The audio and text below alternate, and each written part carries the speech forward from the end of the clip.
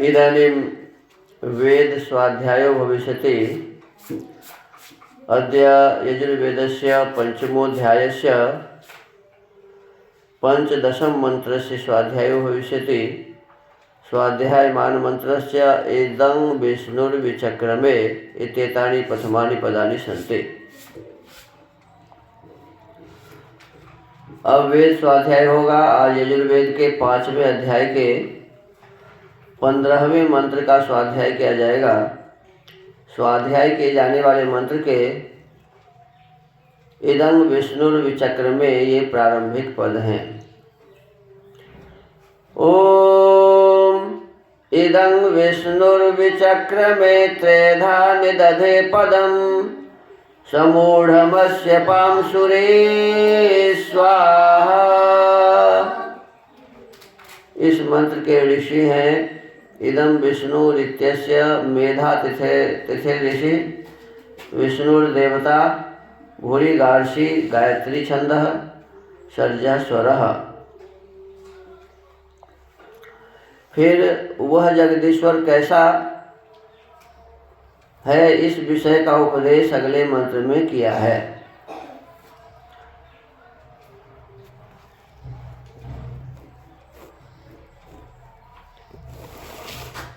पदार्थ विष्णु जो सब जगत में व्यापक जगदीश्वर, जो कुछ यह जगत है उसको रचता हुआ इस प्रत्यक्ष और अप्रत्यक्ष जगत को त्रेधा तीन प्रकार का धारण करता है। अस्य इस प्रकाशवान, प्रकाश रहित और अदृश्य तीन प्रकार के परमाणु आदि रूप स्वाहा अच्छे प्रकार देखने और दिखलाने योग्य जगत का ग्रहण करता हुआ इदम इस समूढ़म अच्छे प्रकार विचार करके कथन करने योग्य आशय जगत को पांसुरे अंतरिक्ष में स्थापित करता है। वही सब मनुष्यों को उत्तम रीति से सेवन करने योग्य है। वही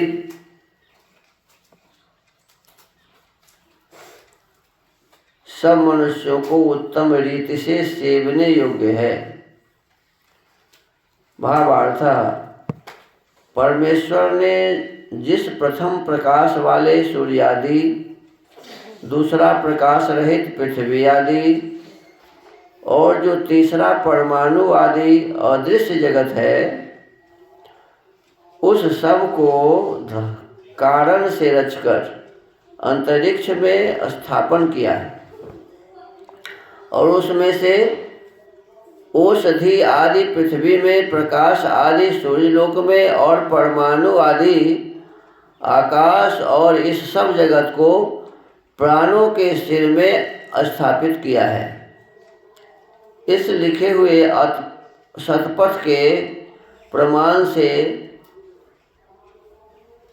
गय शब्द से प्राणों का ग्रहण किया है। इसमें महीधर जी कहता है, महीधर जो कहता है त्रिविक्रम अर्थात वामनावतार को धारण करके जगत को रचा है, यह उनका कहना सर्वथा मिथ्या है।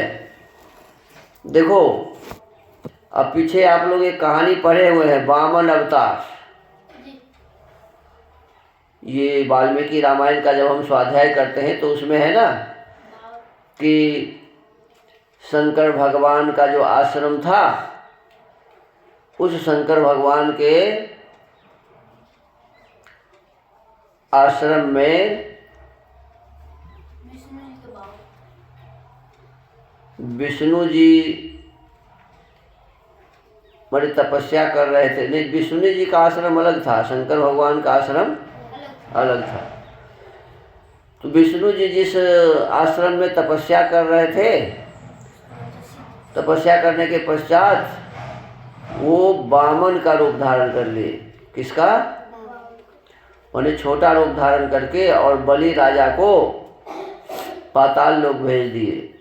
3 पैर जमीन मांग के 2 ही पैर में सब नाप लिया। तो कहते हैं कि इस मंत्र से ही वो सिद्ध करते हैं। एक विद्वान हुए पीछे समय महीधर, क्या नाम था, तो इसी मंत्र से वो उस कहानी को सिद्ध करते हैं। कहते हैं कि वेद में ऐसा कहानी है कि महर्षि दयानंद सरस्वती जी कहते हैं कि ये उन्होंने गलत धारणा बना करके और वेद के मंत्रों की गलत व्याख्या की है। विशेष रूप से इसमें ये जो 3 पैर जमीन मांगने की बात नहीं है, इसमें है कि परमात्मा ने 3 प्रकार के संसार को बनाया है, जिसमें एक प्रकाशित है। एक क्या है जी?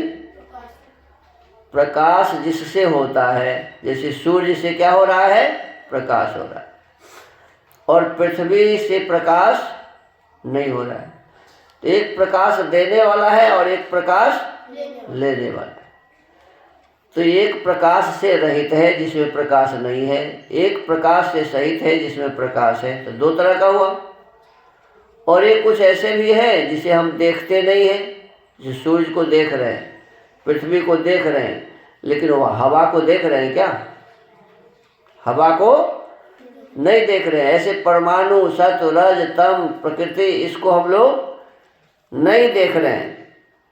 तो कहते हैं एक तो नहीं दिखाई देने वाले, एक प्रकाश देने वाले और एक प्रकाश लेने वाले, माने प्रकाश से रहित। इस 3 प्रकार के संसार को बना के परमात्मा ने, 3 प्रकार के पदार्थों को बना के परमात्मा ने इस संपूर्ण संसार को धारण किया हुआ है।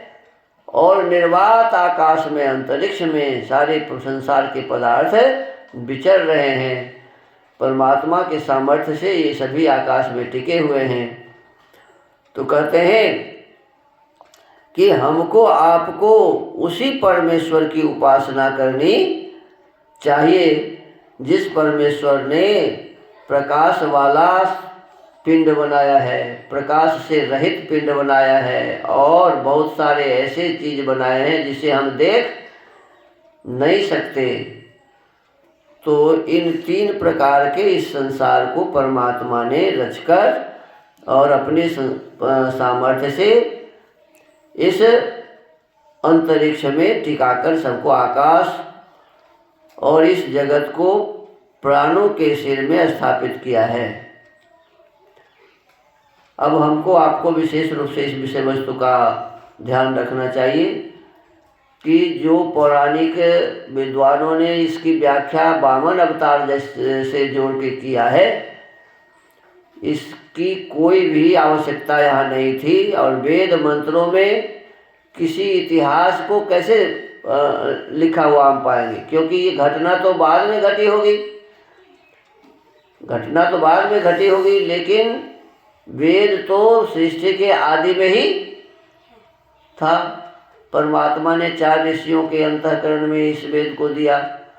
तो हमको आपको ऐसी समझना चाहिए कि वेद में कोई इतिहास नहीं है, न वामन की इतिहास है, न विष्णु की इतिहास है, न राजा बलि का इतिहास है। इसमें कोई इतिहास नहीं है। वेद के मंत्रों का गलत व्याख्या करके महीधर जो हमारे विद्वान हुए एक पौराणिक, उन्होंने इस प्रकार से लिख दिया। इसका ये अर्थ नहीं है जो अर्थ वो करते हैं।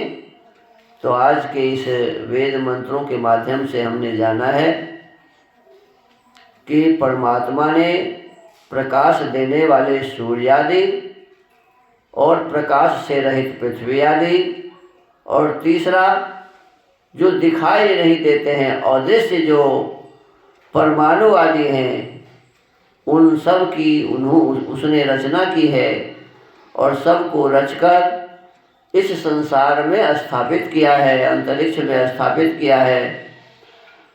पृथ्वी में औषधि है, पृथ्वी में अनेक प्रकार के दवा हैं।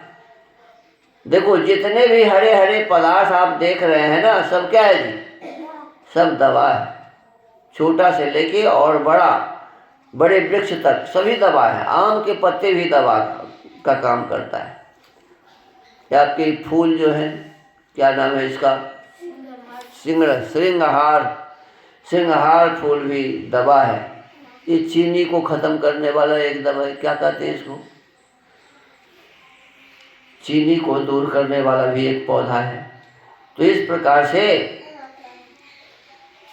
सारे संसार में, सारे पृथ्वी में जो औषधि आदि हैं, वनस्पति हैं, ये परमात्मा की कृपा से है। और सूर्य में प्रकाश है।